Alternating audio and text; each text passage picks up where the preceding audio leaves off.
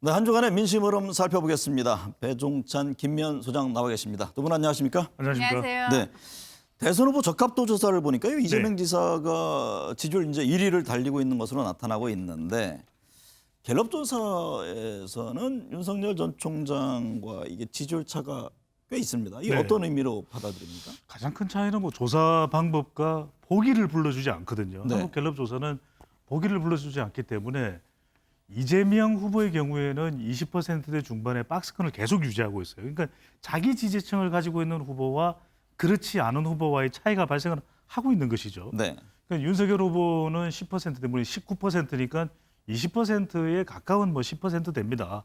이렇게 지지율이 나오는 이유는 한국갤럽은 면접은 비율이 상당히 높고 또 면접은 조사 방식이고 그리고 이 후보자를 불러주지 않고 있기 때문에 네, 자기 지지층을 가지고 있는 이재명 후보의 경우에 지지율이 더 견고하게 다른 조사하고 큰 차이 없이 나왔는데 이건 좀 우리가 짚어봐야 될 것 같아요. 네. 왜냐하면 한국갤럽 조사에서도 어느 후보가 대선 후보다라고 하는 응답하지 않은 비율이 상당히 높습니다. 네. 그러니까 이 속에는 보수 성향의 응답자들도 상당히 포함이 되어 있다는 점에서 대체로 조사 방식에 따라서 이 자동응답 조사, ARS 조사는 윤석열 후보가 대체로 높게 나오는 네. 반면에 면접원이 직접 물어보는 것은 응답 유보, 무응답이 상당히 높아요. 네. 그러니까 면접원 조사에서는 이재명 후보나 또는 더불어민주당 지지율이 높다는 걸 참고로 해볼 필요가 있겠습니다. 이 자리에서 여러 번 얘기했습니다. 전체적인 어쨌든 흐름, 추세를 보는 게 그래도 중요하다, 그러니까요. 이제 그런 네. 말씀이신데, 지금 민주당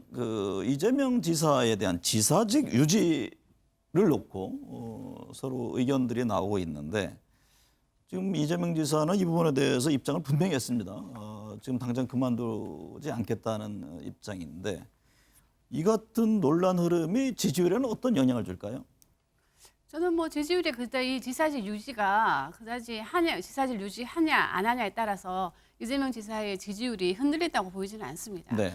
다만 이제 이재명 지사가 지사직을 유지하겠다고 이렇게 고집 뭐 주장하는 배경에는 본인은 그렇지 않다고 이야기를 하지만 그래도 지사직을 유지하는 것이 좀 유리하다고 판단을 했기 때문에 저는 유지한다고 보여지거든요. 네. 만약 불리하다고 생각을 했으면 그만뒀겠죠.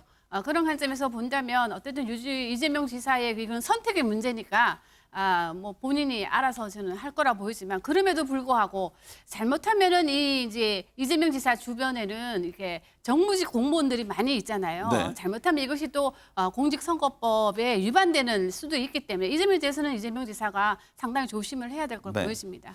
말씀하신 대로요. 윤석열 전 총장 갤럽에서는 하락했습니다만 MBS에서는 좀 상승한 모습이 네. 나왔는데, 지금 이재명 지사의 여권 내 1위 지지율, 이게 견고한 흐름인지 아니면은 또 불안함이 있는 건지, 이게 좀 같이 좀 진단을 좀 해주시겠습니까? 그러니까 이재명 후보는 계속 박스권 20%대 중반을 유지하고 있습니다. 이게 네. 좋다면 좋을 수가 있는 것이죠. 본인의 지지율이니까 경기도 지역 그리고 세대로는 40대 그리고 이념으로는 더불어민주당 진보층 지지층을 확보하고 있는, 이건 거의 어떤 조사와 상관없이 조사 방식과 상관없이 이재명 후보의 지지율은 비슷해요. 근데 윤석열 후보는 조사 방식에 손을 타기도 하고 또 후보자를 불러주느냐 불러주지 않느냐라는 이 질문지의 내용에 따라서 손을 타기도 하고 이렇게 되는 이유는 윤석열 후보가 분명히 입당 효과는 있을 겁니다. 네. 그런데도 불구하고 결국 후보자에게 가장 중요한 것은 메시지거든요. 그러니까 네. 꼬투리가 잡히지 않는 메시지가 중요한데 이른바 설화, 말실수가 계속 일어나게 되면 누구에게 영향을 준다? 여성 그리고 중도, 네. 또 MZ세대. 그러니까 후보자를 불러주지 않는 조사에서 윤석열 후보의 지지율이 오히려 낮았다. 이 이야기는 뭐냐면 아직까지 자신의 견고한 지지 기반이 확보되지 않는다. 여전히 보수 성향의 유권자들은 적어도 전체 응답자의 3분의 1 이상은 되지 않겠습니까? 적어도. 네. 그런데도 그만큼도 이 확보가 되지 않는다는 이야기는 이 윤석열 후보가 중요한 것이 입당도 중요하지만 이런 의혹들을 털어내고 대권 비전을 보수 후보로서 꺼내놔야 이 보수 지지층을 더 견고하게 다질 수가 있다라는 것을 해석을 할 수가 있는 것이죠. 말씀하신 대로 입당 효과가 분명히 있었고, 그런데 최근에는 여러 이제 뭐 실화라고 해야 되나요? 이제 발언에 둘러싼 여러 논란이 있는데, 김미연 소장께서 보시기에 윤 후보의 최근의 지지율 흐름, 추세는 어떻게 분석을 하십니까? 저는 입당 효과는 되게 미비했다고 보여집니다. 네. 입당 후에 지금 나타나고 있는 조사 결과를 보면 입당 효과는 매우 미흡했다고 보여지고요. 그 윤석열 총장의 지지율을 뭐 그게 ARS가 됐든 뭐 면접인이 직접 불러줬든 뭐 후보명을 거론했던 그런 걸 다 떠나서 지금 지지율은 정체 내지 하락세인 건 분명한 것 같습니다. 그 배경에는 지금 방금 지적하신 것처럼 그동안 윤석열 총장이 정치에 입문하고 난 뒤에 입문하기 전에는 윤석열 총장에 대한 기대감이 매우 높았어요. 네. 그리고 그 기대감을 또 충족시키기 위해서 또 많은 전문가들을 만나고 다니는 모양이 또 언론에 많이 공개가 되면서 준비가 상당히 돼 있다고 생각을 했었는데 정치권에 입문하고 난 뒤에 보여준 윤석열 총장의 행보는 상당히 이제 설화가 계속 됐었거든요. 네. 그러다 보니까 좀 실망한 지지 세력이 좀 생긴 것 같고요. 두 번째는 자꾸 이제 ARS냐 면접이냐 조사에 대해서 윤석열 총장 지지율이 좀 들쑥달쑥하는 거는 네. 저는 이 윤석열 총장의 지지자들은 대부분 60세 이상입니다. 60세 이상은 아직까지는 이 윤석열 총장에 대한 이런 설화에 대한 대응을 상당히 늦게 반응하는 편이에요. 네. 그러니까 지금 나오고 있는 연사 결과를 보면 저는 이 후쿠시마 발언 같은 경우는 아직까지 이번 주에 발표된 조사에는 반응이 됐다고 보지 않습니다. 네. 후쿠시마 발언 논란 같은 경우는 이거는 지금 아마 다음 주에 발표되는 여론조사에 지금 반영이 될 걸로 예상이 되고요. 특히 이 발언은 이 60세 이상 보수 진영은 좀 상당히 좀 늦게 반응하는 경향이 있기 때문에 저는 다음 주에 나온 여론조사 결과를 보면 그것이 ARS가 됐든 그것이 직접조사회가 됐든 간에 윤석열 총장이 정치권에 입문하고 한 달 동안 보여준 행보에 대한 국민들의 어떤 객관적인 평가가 나올 걸로 예상이 됩니다. 윤 전 총장 캠프에서도 뭐 개선책을 마련하겠다고 했으니까 한번 좀 상황을 보면 될 것 같고요. 이낙연 전 대표와 최재형 전 감사원장의 지지율이 상승했어요. 그러니까 두 후보의 상승의 어떤 배경 그리고 그러면 지금의 1위 주자들의 지지율을 흡수해 가는 건지 아니면 새로운 지지층을 확보해 나가는 건지 어떻게 보고 계세요? 한 2주 전까지는 좋았죠. 네. 그러니까 길게 한 5주 간격으로 보면은 이낙연 후보도 지지율이 올랐습니다. 하지만 2주 전부터는 또 주춤한 모습이거든요. 그게 네. 이제 가장 큰 이유가 네거티브 공방이 더 격해지고 있다. 그러니까 이낙연 후보가 예비 경선의 반사적 이익을 가장 많이 가져갔었습니다. 이른바 여호양, 여심 그리고 호남 그리고 이제 양자 대결 여호양입니다. 양자 대결에서 본선 경쟁력이 그래도 안정적인 이낙연 후보도 있다라고 하는 평가를 받으면서 굳이 이재명 후보를 빨리 섣불리 선택할 이유는 없다. 이런 평가를 받으면서 지지율이 올라갔는데 네. 네거티브 공방이 되는 가운데 뭔가 쫓아가는 이낙연 후보가 꺼내놓지를 못한 것이거든요. 그러니까 결국 쫓아가는 후보가 꺼내들어야 될 것은 중수층입니다. 중도층, 수도권, 청년을 끄집어내야 자기 지지율이 올라갈 수 있는데 계속 네거티브 공방에 파묻혀 있었던 것이고 최재형 후보도 마찬가지입니다. 네. 그러니까 출마 선언을 했고 이 PK 지역으로 갔지만 지지율이 썩 오르지는 않았어요. 두 자릿수로 넘어가지는 않는 이유는 윤석열 후보가 입당을 한 것이 가장 큰 타격을 준 걸로 보입니다. 그러니까 이 보수 쪽의 국민의힘 지지층들이 볼 때는 그래도 이게 맞짱 효과, 대꾸 효과가 있는 것이거든요. 자, 그래도 본선에 나가서 정권 교체를 해낼 만한 인물은 누구냐? 그래도 아직까지는 가장 경쟁력 있는 윤석열 후보 쪽으로 수렴이 되거든요. 네. 그렇다면 최재형 후보의 경우에는 좀 이게 안정적이거나 심심한 전략으로 가서는 안 됩니다. 애국가 좋겠죠. 그는 보수 지지층들은 결집하고 있고 묶어놓을 수 있습니다. 하지만 더 중요한 것은 60대 이상 또 국민의힘 지지층 보수 강한 정통 보수층이 아니라 중도나 충청권이나 수도권이나 이 사람들을 끌어들이기 위해서는 대권 비전이 나와야 되는데 출마 선언에서 몇몇 기자들이 물어봅니다. 준비됐습니까? 아직 준비는 안 됐습니다. 이게 영향을 준 걸로 보입니다. 정권 교체 여론이 최근에 줄어든다 이런 그 지표들이 있던데요. 이 윤석열 전 총장의 지지율 하락과도 그 맥락을 같이 합니까? 저는 같이 한다고 보여집니다. 왜냐하면 그만큼 이제 실망을 했다는 거죠. 야권 후보에 대한 어떤 실망감이 있기 때문에 이런 결과가 지금 그 격차가 지금 줄어들고 있는 걸로 보여지는데요. 지금 우리 그 최재형 후보에 대해서 이야기를 했는데 최재형 후보 같은 경우는 이 인지도가 그동안 많이 낮다고 다른 대선 주자들에 비해서 인지도가 낮다고 말씀을 드렸었는데요.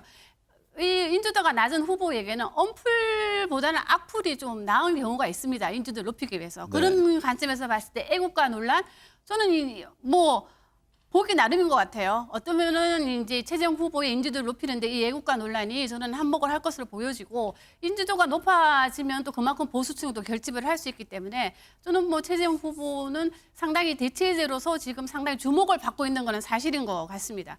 반면 이제 이낙연 후보 같은 경우는 지금 지지율이 이 예비 후보 경선이 끝나고 난 뒤에 이 백제 논란으로 오히려 지금 역풍을 맞고 있는데요. 네. 그러나 지금 나오고 있는 여론조사 결과를 보면 호남이 지금 완전히 결정을 한 상태는 아닌 것 같아요. 네. 호남이 지금 아직까지는 이낙연이나 이재명이냐를 두고 좀 갈팡질팡하는 유보 세력이 아직까지 많은 거기 때문에 저는 이낙연 후보의 지지율 상승세 끝났다고 말하기는 좀 어려울 것 같고요. 좀 더 지켜봐야 될 것 같습니다. 민주당 대선 주자들 뭐 표심 잡기 위해서 지역 일정 지금 네. 열심히 소화하고 있던데요. 뭐 이재명 지사는 충청권을 찾았고 최근입니다만 이낙연 전 대표는 TK 또 정세균 전 총리는 전남 지역 두루두루 다녔는데 네. 이 지역 방문이 민심 잡기에 어느 정도 효과가 있습니까? 당연히 효과가 있고 도움이 되죠. 지역을 네. 갈 수밖에 없는 것이 대선 후보는 역시 지역 기반, 세대 기반, 이념 기반이고 자기 지역이 있어야 되거든요. 홈타운 이펙트. 그러니까 결국 정세균 후보의 경우에는 호남 기반입니다. 네. 그리고 이낙연 후보가 TK 또 PK 이 영남권을 가는 이유는 영남도 중요하지만 영남의 보수 성향이 강한 60대 이상 또 중도 보수 지지층들도 이낙연 후보를 지지할 수 있거든요. 근데 네. 중요한 건 영남을 두드렸지만 수도권이 움직인다는 겁니다. 그러니까 간 지역 이외의 지역까지도 움직일 수 있다는 것 때문에 이재명 후보도 호남을 가서 이 호남이 행정구역인 호남도 두드리겠지만 이 서울 또 인천, 경기 본인 이제 경기지사니까 여기에 살고 있는 또는 충청 여기에 살고 있는 호남 정서를 가지고 있는 사람들까지 묶을 수 있다는 것 때문에 지역 방문은 상당히 중요한데 여기서 핵심은 그겁니다. 단순 방문은 지지율을 올려놓지 못합니다. 반드시 그 지역과 관련된 강한 메시지, 네. 긍정적인 메시지가 반드시 필요해 보입니다. 부인들 움직임도 주목되잖아요. 어젠가 이재명 지사 부인 김혜경 씨는 고향이라고 하는 아버지 고향 그 충주를 갔고 또 이낙연 전 대표의 부인이죠. 김숙희 씨, 또 정세균 전 총리 부인 최혜숙 씨는 호남 지역 계속 지금 열심히 활동하고 있는데 이게 여론 흐름이라든가 지지율에 어느 정도 영향을 줄까요? 글쎄 뭐 단언하기는 어렵지만 우리가 좀 해고를 해보면 지난번 대선에서 김정숙 여사가 호남에서 상당히 문재인 대표의 그 당시에 그렇죠. 오랫동안 거기 머물다시피 했죠. 머물다 하면서 문재인 후보의 지지율을 호남에서 끌어올리는데 1등 공신이었다고 평가를 받았는데요. 아마 이제 호남은 뭐 우리가 뭐 여기서 뭐 민주당 경선에서는 가장 중요한 지역이니까 이 두 분이 거기에서 활동하는 건 저는 당연하다고 보여지고요. 그리고 또 부인들의 이 내조가 저는 뭐 긍정적인 효과를 줄 거로 예상이 됩니다. 네. 국민의힘 대권 주자죠. 네. 홍준표, 유승민, 원희룡 이 후보들도 당내제 경선 준비에 시동을 걸면서 윤석열 전 총장 또 최재형 전 감사원장에 대해서 연일 네. 견제구를 날리고 있잖아요. 네. 국민의힘 경선 전망 어떻게 하세요? 지금 민주당 경선보다 더 치열해질 것으로 보십니까? 역대급으로 치열해질 것 같아요. 네. 왜냐하면 단단히 벼르고 있는 것이 금정이거든요. 그리고 금정하면 나오는 이름 중에 한 사람이 바로 홍준표 전 검사, 홍준표 현 대선 후보입니다. 여기에 이제 유승민 후보도 있고 원희룡 후보도 있고 윤희숙 후보도 있고 그러니까 금정이라면 일가견이 있는 인물들이 버티고 있거든요. 네. 그러니까 가장 이 걱정할 수밖에 없는 인물이 윤석열 후보와 최재형 후보입니다. 지금 당내에 국민의힘 지지층의 지지를 가장 많이 받는 인물들이지만 이제 기다리고 있는 것이 경선에 들어가면 홍준표, 유승민, 원희룡 네. 세 명의 또 여기 윤희숙 저격수거든요. 금정 네. 저격수이기 때문에 철저한 검정, 가장 신랄한 검증이 될 걸로 보입니다. 국민의힘 경선 과정에서 지지율의 어떤 변곡점이 예상이 됩니까? 저는 예상이 됩니다. 네. 저는 이 역대급으로 될 것 같고요. 역대급으로도 뭐 비전보다는 저는 검증, 서로 간의 검증이 아주 역대급으로 이루어질 거로 지금 예상이 되고요. 네. 그리고 저는 이제 1차 TV 토론, 지난번에 말씀드렸지만 1차 TV 토론에서 저는 어느 정도 윤곽이 좀 드러나지 않을까 보여지고요. 제가 지난번에 이 방송 출연했을 때 제가 말씀을 드렸는데 아마도 차기 대선은 양 후보 간의 격차가 30에서 50만 표로 결정이 될 거라고 예상을 했었는데 네. 지금은 좀 약간 마음이 변했습니다. 어떻게 보였습니까? 저는 잘못하면 원사이드로 한쪽 진영이 이길 것도 같다고 생각이 듭니다. 그 차이가 크게 날 것이다. 크게 날 것으로 지금 보여집니다. 네. 한미연합훈련 연기 여부를 놓고요. 정치권 갈등이 있는데 지금 그 여야 후보들 각각 유불리가 분명히 있을 겁니다. 이 남북 그렇죠. 문제라든가 네. 외교안보가 굉장히 중요하지 않습니까? 어떻게 보고 계세요? 지난 2017년 대선에는 사드 이슈였거든요. 네. 저는 차기 대선이 굉장히 치열한 대선이 될 걸로 보입니다. 여야 간에. 특히 이제 안보 이슈, 남북 이슈가 중요한데 남북 관계에 대해서 어떻게 생각하느냐? 여당 쪽에서는 더불어민주당 쪽에서는 화해라고 이야기할 것이고 그다음에 이 보수 쪽에서는 국민의힘에서는 원칙이다. 북한이 비핵화를 하지 않는다면 그것은 분명히 문제 삼겠다. 이렇게 나올 것이고 또 한미 관계를 더 강화해야 된다는 쪽이 이 국민의힘 쪽 또 보수 야권 쪽이라면 그래도 남북 관계를 위해서 한미 관계의 조정도 필요하다라는 쪽이 더불어민주당인데 중요한 건 이렇습니다. 결국 네. 최종적인 판단은 중도거든요. 중도층들이 얼마나 합리적으로 생각할 수 있는 기준에서의 남북 관계 그리고 한미 관계 또는 한일 관계까지도 이야기할 가능성이 높아 보입니다. 결국에는 어쨌든 외교안보도 중요한 이슈가 될 수 있다.